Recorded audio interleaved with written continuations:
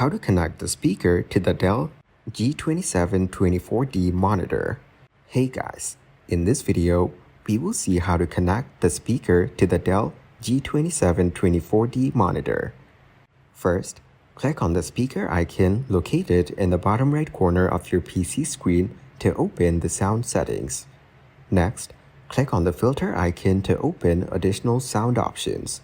Here, you'll be able to select your preferred audio output device. Now click on Speakers, USB audio device, or select the relevant speaker option depending on what type of speakers you're using. Once selected, the sound should be routed through the connected speakers. Ensure that the speakers are properly connected to your monitor. After making these changes, check your speakers to make sure they're working and adjust the volume as needed. Thank you guys so much for watching. I hope you got some value.